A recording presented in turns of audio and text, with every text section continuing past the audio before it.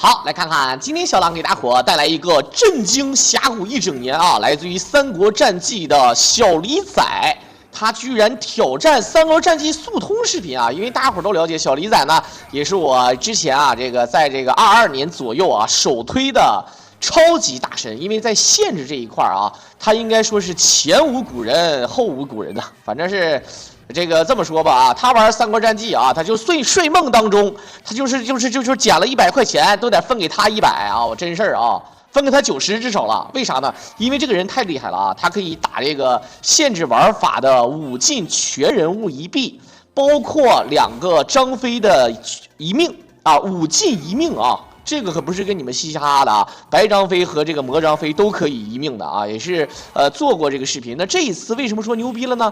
因为大家伙都了解啊，《三国战记》的速通嘛，顾名思义，速通那肯定是以速度为主啊，越快越好。很多人说，那小狼，那这个是怎么个快法呢？首先啊，先跟大家伙说情况啊，之前呢，咱们这个花神呢也是做的这个简单难度。正所谓简单难度呢，跟这个所谓的普通难度不一样，跟困难难度也不一样，跟传说也不一样。当然，传说呢咱们就不说了啊，这个难度就是听起来好像很屌啊，但事实上还有一个难度叫天王，这个大伙儿就比较了解。那么速通呢，天王啊还是完全不一样的啊，这个大伙儿懂得都懂啊。当然这个呢，它的速度啊是非常的快啊，从刚才空中落下来。对吧？到这个打回去啊，用了27分钟多啊，这可是目前啊不到28分钟啊，这是目前人脑最快的了啊。小李仔挑战速通呢，我是完全能理解的，因为毕竟这个游戏只要说你能打这个限制啊，你能打限制，那就完全不是跟你嘻嘻哈哈的啊。当然了，第一关呢，大家伙也都看得到啊，第一关呢零失误。那可以这么说啊，零失误。具体呢，很多人说那跟这个 TAS 比，那为啥就比不了呢？说人家 TAS 那可真是那太快了，那比人快好几分钟呢。但是你毕竟 TAS 是 TAS 啊，对吧？它不是咱们想象中的这个呜呜喳喳的这种啊。你毕竟你 TAS 的话呢，它不是失误的问题，有一些方案人脑根本就完成不了啊。这也就是为什么我说啊，这个你用人脑的话，还是以平稳着陆为准，你不能说太快啊！你这个太快的话，这个你说我用这个方案我去跟你搞，那就废了。你就记住一句话啊，总体来讲就是说，你要是选择用 TAS 那个方案去玩，可能你第2关就死了啊。就是比如说有一些张灵剑啊，或者说还有很多的这个宝，它释放的那个时机。啊，他走的位啊，基本上一个小宝能够打到所有的小兵等等啊，基本上就是这个情况。以前刚才那个弹 A 呢啊，这个就意义不大，可能刷的这个位置呢记得不是很清楚啊，但是也不能这么说啊，这个就差那么一点点。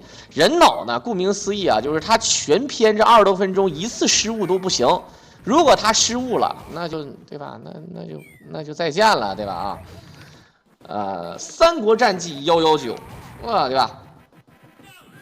好，可以看到转过来，捡起来，这个大家伙儿都了解啊。打到一定血量之后，直接就是一个啊，就是他，因为他一直都是站立的姿势啊，不要让他打出一下直接电死。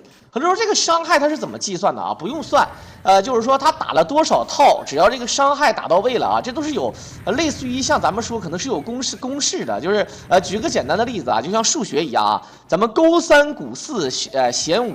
对不对？这个对吧？如果说是咱们这个包括数学有一些公式，它必然的啊会触发这个。就像之前我跟大家伙说讲那个台球啊，开球你往这个位置上打，用多大的力，它那个2号球一定会进到那个中袋，对吧？就是大伙能理解我说的意思吧？就是它这是就像公式一样，你打到一定的血量，再放这个黄石公一定会把这个马给电死。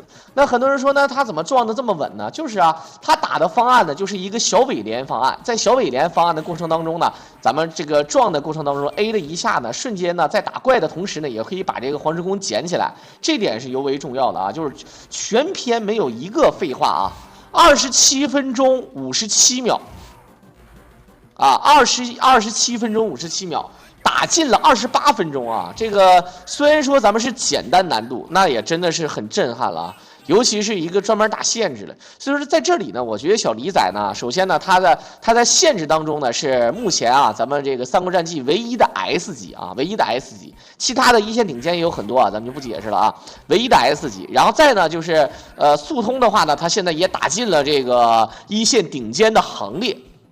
毕竟呢，它并不是说全人物速通都打。如果说全人物速通都能打的话，那就是真的是可以再上升到 S 级了啊。然后同时呢，再有一点呢，就是它这个摊分可能目前呢没有去涉足这个领域，因为摊分的话呢，它是完全两个不同的两个玩法和游戏，就是其实你可以完全当成两个游戏在玩都好了，没有意义的啊。然后再就是，再呢就是这个打秒杀小李仔这样的高手，我觉得如果他打秒杀啊，他背一背公式，背一背秒杀的公式啊，打一个这个主攻手或者说是这个辅助啊，基本没有任何的问题的啊。这个当然事实上这个小李仔呢，这个毕竟啊这种游戏。搁现在来讲呢，大家伙儿说开直播啊，可不可以？当然没有问题啊，包括做视频。但是呢，想打出一个好的作品呢，也不是很简单的。你像我们现在今天解说的这个作品呢，也有可能它是打了好几天啊，或者说这吧好久才会打出这样的成绩。因为这点呢要尤为重要，就是他即便他玩的好，他也不是把把都能这么打。好，这样的话没有卡兵的路子，直接顶着兵再打，踩后前。OK， 让出一个位置，一个毒，但是这熏倒可以再追。OK， 起身一个毒，毒上，这个完全不卡兵，然后这个前锁回身打得非常帅啊。很多人说正常速通怎么速通？其实正常不是这么速通的啊，但是他这个打的也并不慢，可以追，但是追一点就起身，1、2、3，这一套招正好啊，血量。其实正常，很多人都知道这个有人要卡兵打，然后呢卡住这个弓箭手，同时呢是利用一套小连招跟他错位之后呢回身下 A 往回打。好，蝎子过江啊，蝎子窜裆加蝎子过江，往回窜的话呢，这骗这个夏侯渊的这个出这个快速跑动。或者说是这个近距离反击打不到你们啊，因为咱们一个下手就是那个玩流士啊，下手和前手还不是一个招啊，看起来姿势一样，但是下手比较快，而且第一时间可以把人撞倒。不过他往回下手嘛，就是可以躲开这个夏侯渊的这个第一时间的短距离反击。但是呢，那么玩呢，如果要是他跑远了，或者练这个什么大风车，或者练画地为牢，或者练这个跑过去一个看刀什么的啊，也确实是需要一定的运气。所以说他刚才没有卡兵，是顶着这个弓箭啊，不是弓箭去了，顶着这个刀盾兵的这个压力，在跟这个 BOSS 去玩这个博弈。在事实上呢，在这个它是有下限啊，它的上限呢这个不是很高啊，没有那种卡兵的高，但是它的下限非常的高，只要它的这个操作到位。尤其是简单难度，小兵的攻击欲望和 AI 啊，并不是那么高，所以说呢，它这个方案呢是以求稳为主，因为第一关发挥的非常好，打马发挥的也非常的好，所以说呢，这个越往后你会发现啊，为了保持好的成绩呢，其实还是以稳为主的，这就是你 TAS 就没有什么特别好的方法。好的，刚才利用一个小技巧啊，直接是把这个胖子兵给卡没了，明明这个胖子兵往这个障碍物上跑，但是你拖了一下屏幕再回去的时候呢，这个胖子就没有了啊。这也是一个小技巧啊，快速卡兵。好，这个地方顶血杀呢，为了防止自己被这个石头砸中，然后赶紧冲过去啊。这个合理的利用血杀，然后毕竟呢前面是有一个小包子，这个可以让咱们回血，然后利用张灵剑呢把这个兵给打掉。因为这个骑马这个骑兵啊，目前来讲张飞呢清他还是比较慢啊，用一个张灵剑是比较实在的。如果要是张飞10级了还好一点啊，这个确实有点慢的啊。好。打到转盘道，直接走阳平关，绕过梦幽，这是常规的119速通操作啊。这个不像风云再起、人脑和 TAS 的这个操作，或者说分不同的角色呢，它确实这个不太一样啊路线。但是呢，119和风云再起就不一样了。119呢，它的路线只有这一种，没有之一啊，对吧？只有这一种啊，都是这么个情况。然后呢，跳这个左慈，所以说呢，懂的都懂，不懂别问了。好，这个地方呢还是要拆，不用拆障碍物啊，直接往前跑，然后一个拆车，小金猪呢是直接刷到这个位置再拆车，好，直接刷 BOSS， 后面有铁甲兵，铁甲兵直接卡到这个地方来，一个兵出来无所谓，1、2、3前锁，1、2、3前锁，1、2、3、1，好的，这个地方呢是双锁啊，对方会反击，但是这是反击的一瞬间选择了防御，这个 boss 非常的配合，又是一个防御，没事儿，不要紧，挨2下不要紧，浪费不了1秒钟都浪费不了了，没事的。挨打2下不要紧，也就将近1秒钟啊，这个都是可以接受。很多人说那个补不吃是不是有点危险呢？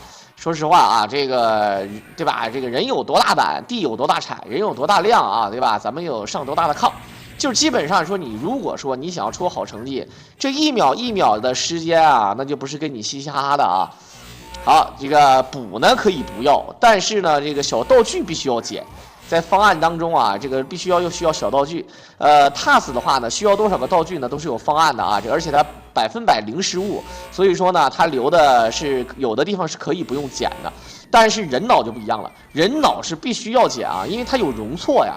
如果一旦这个地方没练好，它需要有一些这个地方让你对吧，去这个再保存一个这个实力啊。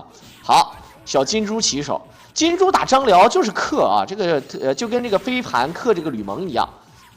如果张辽用飞盘打吕蒙啊，那伤害更高。好，道具起手呢，因为这个很多人说为什么道具起手啊？这个如果道具不够了怎么办？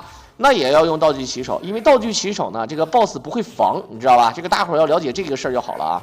好，打张辽0失误啊，兄弟们，打张辽0失误，非常的帅。道具起手呢，这个 boss 不会防，也不会硬性出招，而且呢，本身呢又多了一点伤害。道具起手呢不算4-1的啊，还是比较不错啊。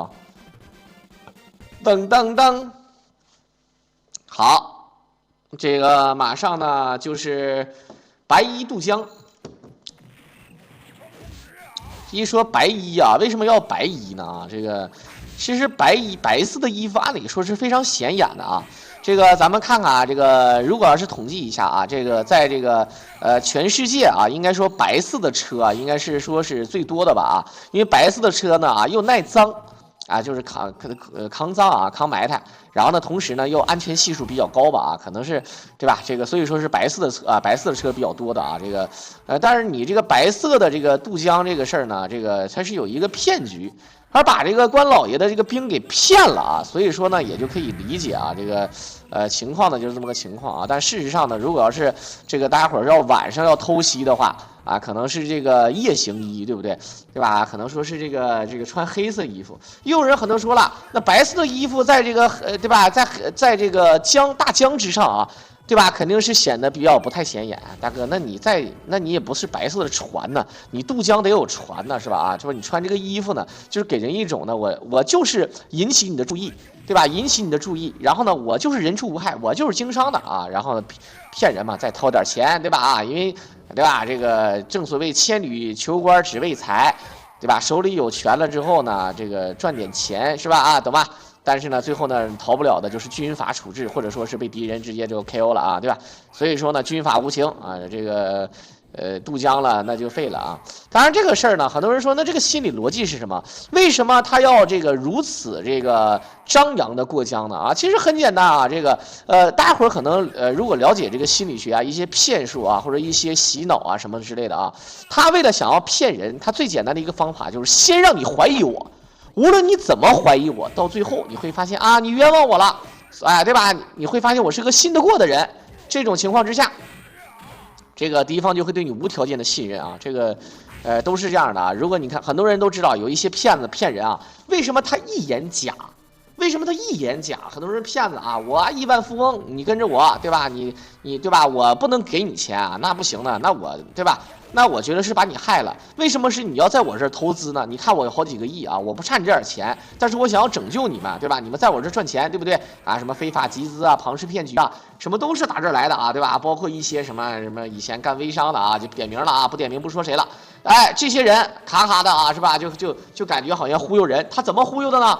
啊，就是说先让你怀疑我，你肯定觉得假呀，大伙儿都觉得假，但是你看到我是真有实力，我是真花钱，我真有豪车，跟我的人全都，对吧？有钱住豪宅啊，当然呢，有的是租的，有的是就是，对吧？有的就对吧？是有啊，就是所有人的套路都是这个套路，对吧？啊，懂的都懂啊，这些搞庞氏骗局的啊，什么又什么这个销售那个化妆品啊的啊，然后，对吧？当你发现，哎呦，它是真的呀。它不是假的，你要它要是假的，它能这么阔吗？啊，对吧？啊，哎，什么这个，想当年的微信的那个词儿都写的非常好，什么那个左手事业右手家庭啊，喜提什么豪车，什么库里南有啥的啊，对吧？哈哈哈，喜提玛莎拉蒂，喜提这个保时捷什么的啊，对吧？哎，总体来讲呢，就是很多人一看，哎呀，就是让你信了，而且吃饭什么的，人也真花钱，人真投资啊。对吧？这真把你骗来了啊，对吧？你这个你就无条件的相信了，先让你怀疑，再让你相信，这是最高的骗术啊，对吧？这个我狼呢有好多的亲戚和朋友也是深受此害，多了不说了啊，包括一些传销的骗局嘛啊。当然这个里面呢，这个唠到这，很多人说小狼你这不是解说《三国战记》嘛啊？这里呢顺便科普一手啊，这个嗑唠的呢并没有恶意啊。这个如果要是惹到某些啊莫名其妙的小伙伴，他干这行的，我只能说啊，天道有轮回啊，这个做人不求着你积德行善，但是不要作恶，好吧啊？基本上我就点到为止，我毕竟是一个正能量的主播啊，一个播主啊。懂的都懂，不懂别问了啊！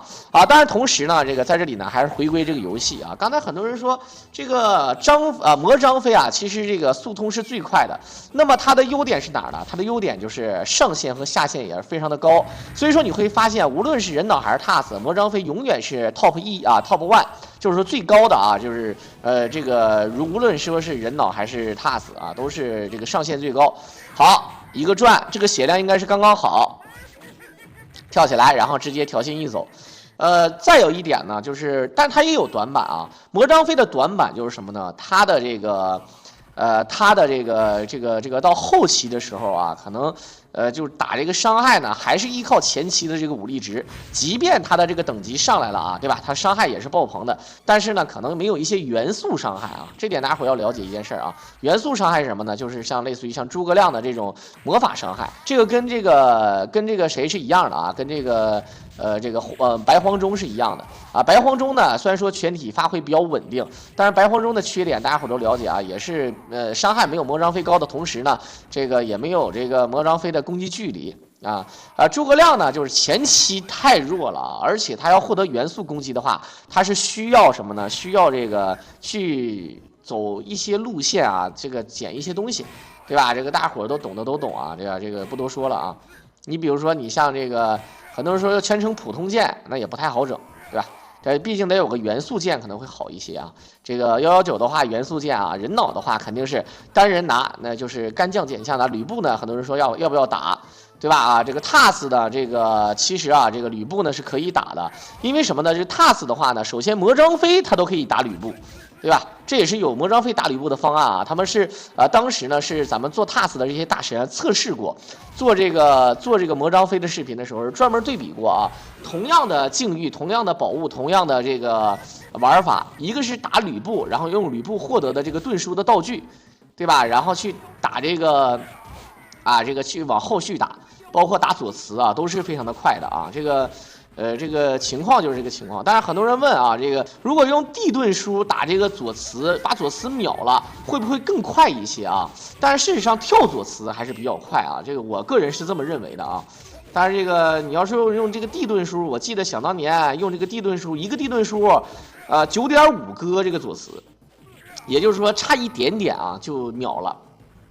他就是正好这个左慈冲过来一个石头，冲过来一个石头，冲过来一个石头，冲过来一个石头，哎，这个左慈每一次都是往前冲，每一次都是往前冲，哎，他这个设计的非常好啊。但是呢，人脑就不要想了，对吧？首先人脑的话，你的手速也没那么快。好，最后一点血，跳起来可以了。OK， 一下就 A 死。小的们看招！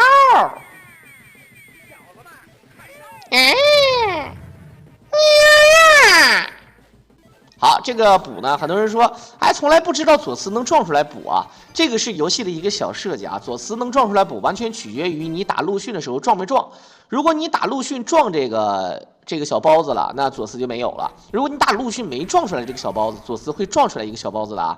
而且张飞如果一定要打左慈的话，也可以打左慈的话呢，他是可以在左慈飞行的上方，还不要太靠上，那个临界点不太好找啊。在它的上方啊，你会发现你 A 是能 A 到这个左慈的。包括第1下、第2下、第3下、第4下都可以 A 到的啊，这个大伙儿要记住啊，就是所以说很多人打左慈认为左慈在天上飞，你怎么普通攻击能 A 到啊？这个很玄幻，但事实上张飞打左慈就是可以啊，比较给力。OK， 看看这边呢，很多人说为什么不用这个道具啊？赶紧把它给打掉啊！这地方可能说是多用了点时间，一个铁莲花不好吗？啊，但是它没有用。好，反身位撇，看不看见？这个啊，反身位撇的时候呢，这个轮是从身后啊，从它身后那个屏幕里面第一时间飞出来，比较实在。好，4个毒，有毒来打这个许褚啊是比较实在的 ，A 一下就可以死。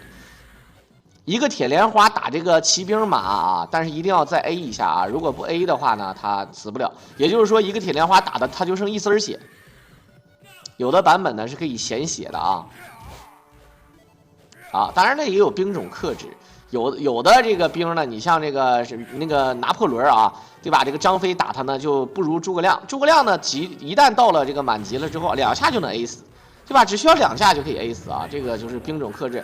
一个毒上之后，1、2、3，前锁1、2、3，1、2、3、4，狂风式，起身一个毒。好，1、2、3，这正常打一套啊，毒起手4，狂风式12连。再一个毒，好，可以看到啊，4个毒它应该是必死的啊，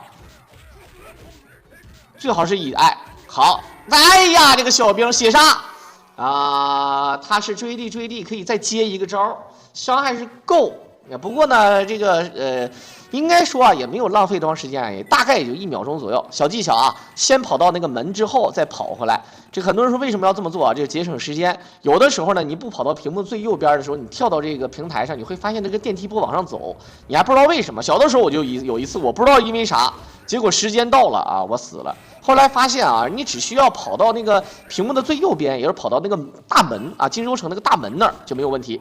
好，可以看到刷铁甲兵不要紧。顶回来，然后练了2个双必杀，浪费了1.5秒钟，没有小兵看着啊，不用追地。好，小金猪起手，这时候体现出来道具外加这个张飞的这个攻击距离啊，是吧？其他的人没有这个攻击距离，召唤小酒葫芦不行啊，不好打。打这个，如果他身上有这个酒葫芦的时候啊，碰到你会变成被火烧嘛？怎么打呢？你一定要贴身打，跟他重影打。但是张飞呢，重影呢，人脑不太好操控啊，因为你跟他重影的话，你这个 A 有的时候 A 不到人，所以说人脑他没有犯这个险。不过总体来讲也非常快啊。到目前为止，我觉得有一些细节啊，肯定是没有人 TAS 处理的好，但是真的是啊，没有大失误，小失误也没有啊，应该说是小失误，不应该叫失误，应该叫遗憾啊。有的时候确实是，就只能是遗憾了啊，这个不能叫失误了。到目前为止啊，真的是没有的。好，金猪加滚开，一下死不了，一个不小心刚才进船里了就废了，兄弟们啊！好，这里面呢，咱们很多人说，怎么不进这个雷道啊？咱们并没有说是走那个什么啊，并不是走这个貂蝉路线，所以说不用进这个雷道。那不进雷道，很多人说那也太慢了吧啊！这个其实走雷道也快不到哪去啊，119跟风云再起还不太一样啊。我们看看啊，走这个位置呢，其实是有2个 BOSS。这个2个 BOSS 要打，不过这个 BOSS 啊，并没有大家伙想象中的那么难打。你看啊，首先呢是有这个天盾加这个黄石弓，啊，这个伤害就蛮高了。这个地方是最浪费时间的，可能比打这个 BOSS 还浪费时间。这个就是大伙儿要了解一件事。好的，一个天盾先烫一下，然后等他冲出来，一个雷，没烫到。说实话，他好像没整好啊。他练早了，我不知道大伙能不能理解啊？是这样的啊，就是他刚才那个铁甲骑兵，他只打了这个2下，你知道吧？啊，就是说，然后呢，这个最后呢就只剩下2个骑兵啊，没打死。这个按理说能电到2下这个越级的，要不然越级已经死了，能电到2下的话就可以的啊。好，这边还有一本地盾书，不要了。地盾书的这个上限很高，但是下限极低。这个地方我觉得应该算是一个失误的啊，一个比较难受的失误啊。当然呢，也有可能是人家有更高的上限，对吧？他在这个天遁书把这个对吧，把这个铁甲兵打死的同时呢，又能电到2下，可能是这么想的啊。但是最终呢是没有成，所以说我也不做过多的这个想法啊。咱的这个理解可能跟这个游戏大神还不太一样，就是大伙儿能清楚我说的意思。好，刚才这个地方打的稍微略显浮躁一点啊，有点着急。好，躲回来。噔噔噔噔噔噔噔噔，好，看看魏延，魏延要死，对吧？啊，这个出生入死俺有功，五虎大将没俺份儿。不是你，关键是不是你确实是有功，没有你份儿这个事儿我就理解不了了。首先，五虎上将来的时候，你能跟人比吗？对吧？啊，对吧？赵云都比不了啊。当然，很多人说那不正史吗？那演义是吧？啊，演义人赵云五虎上将，但咱该说不说啊，这个魏延有没有实力？当然是有啊，那是一线顶尖实力，不是给你嘻嘻哈哈的啊。好，一脚踩死。但这个魏延谋反呢，明显就是为了刻画这个演义里面这个设计。事实上呢，魏延谈不上说谋反啊，但是也没法说啊，这个世界上都是有另外一个支线的啊。只不过呢，这个魏延呢，这个确实是啊，这个由于他的这个政见啊与这个诸葛不合啊，再加上呢这个对吧，很多人不喜欢他的性格啊，这个性格呢在朝中这个树立的这个形象不是很好啊，再加上这个一言堂对吧，这个开府丞相一言堂，所以说就是天生啊对这个人不好。其实有一种心理上的暗示啊，就是你如果一帮人对这个人有偏见一旦有了偏见，这个就很无解，你知道吧？很无解，除非你一个人力挽狂澜。但是呢，像古代的那个时候，又不是火影忍者，你像很多人对这个名人有偏见啊，但是呢，名人后来通过自己的实力通过自己的血统，对吧？这个打开了局面。但是古代的时候，那说实话，那没有那么多。好，可以看到这个地方啊，操作非常的极限。刚才司马懿在放那个飒的时候啊，那个飒就是他准备要雷电了。那要飒的时候，好的无限尾连又要飒，但是这次第一时间没有打断。